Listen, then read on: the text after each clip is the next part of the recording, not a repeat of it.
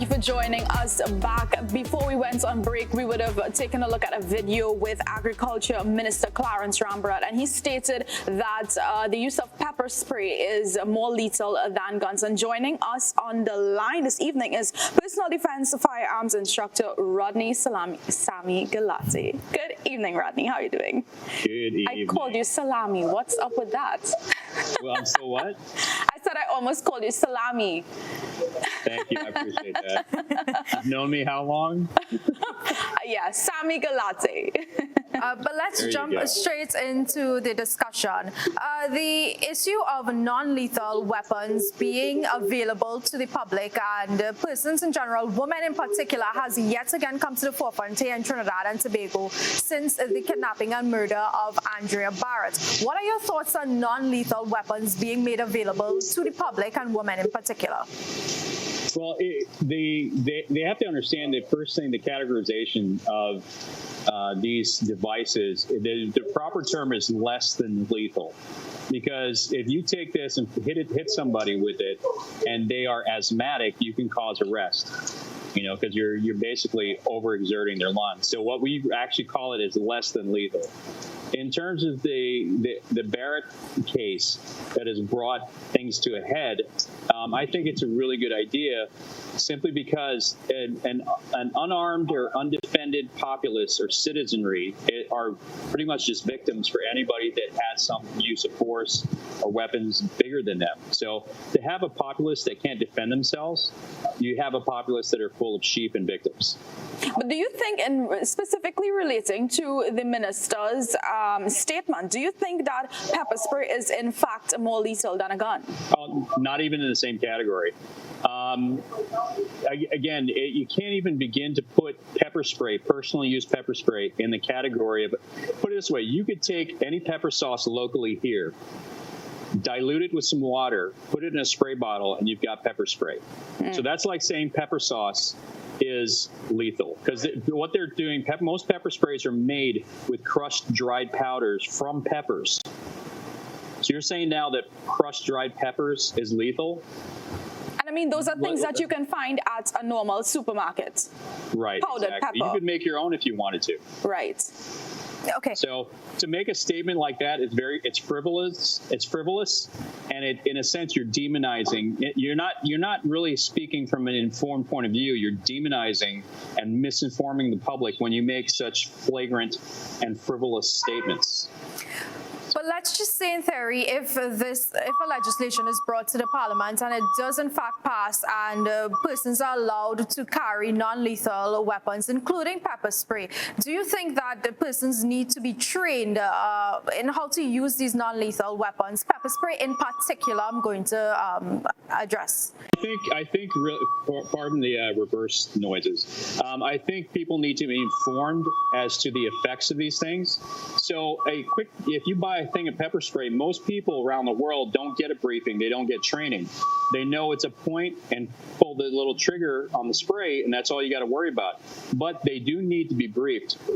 Here's the effects. Like if I hit somebody with pepper spray inside of a car, everybody in the car is going to get hit with it, because this is a gas. It's something that can be ionized and put in particles in the air. So any particle that hits your eyes, you inhale, will have adverse effects on you. So you have to understand where and when to use it.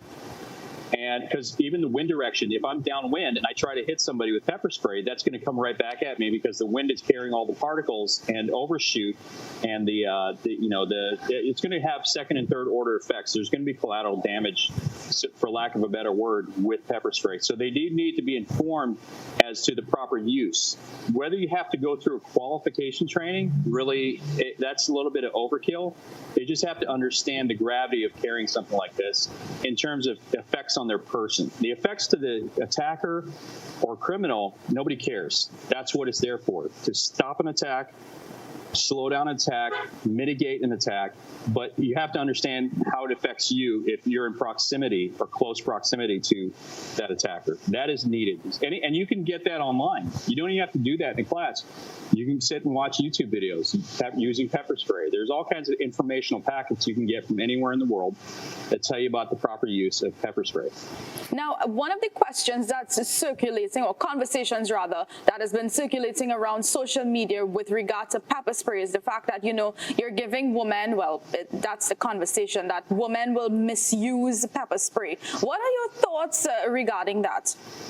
I think that's another frivolous statement. That's another politically charged statement. We're supposed to be, political ministers and people in government are supposed to be representing the people and empowering the people for safety and security, not coming up with excuses of why they can't have something. See, the problem is not the use of pepper spray. It's the control of pepper spray. Government, let's say this government or any government in Trinidad, they're more worried about controlling an item and controlling something than they are empowering the populace or the citizenry with said item. So this isn't about whether they can have it or not, or whether it's legal or whatever.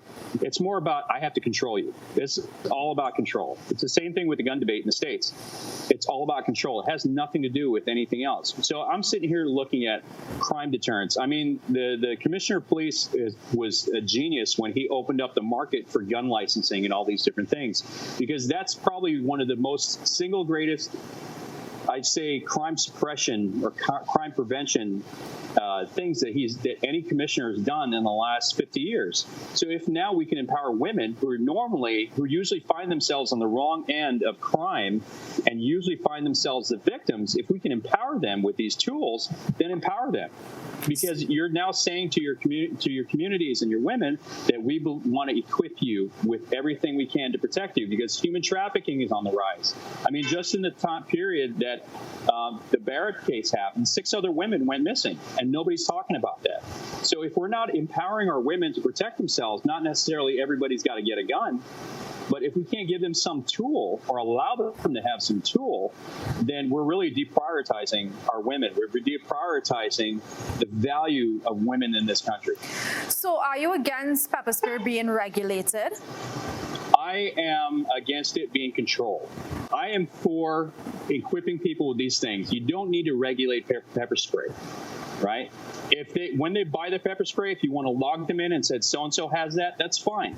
But you do not need to regulate it. It's literally crushed dried pepper in a liquid form, and that's it. Now, the stuff that I got sprayed with and the stuff that was used on me as a Marine in training, that is regulated. That is government-controlled chemicals that are of such a high concentration. I've been hit with enough crowd control CS material that it's me as one person, I'm getting enough doses for 100 people.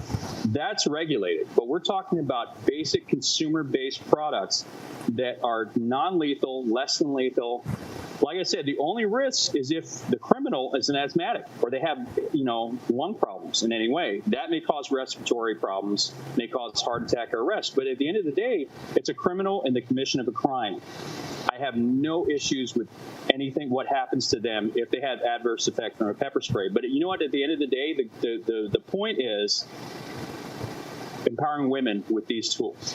And I think that is, the general topic that is echoed on the show this evening, empowering women with the tools. We are talking solutions. And Rodney, thank you so much for your time and words of wisdom there. Yes, thank you so much for taking the time to join us. But guys, we're going to... anytime. Thank you so much for watching. For more content just like this and to stay connected with us, follow and like us on Facebook at ACTN Voice.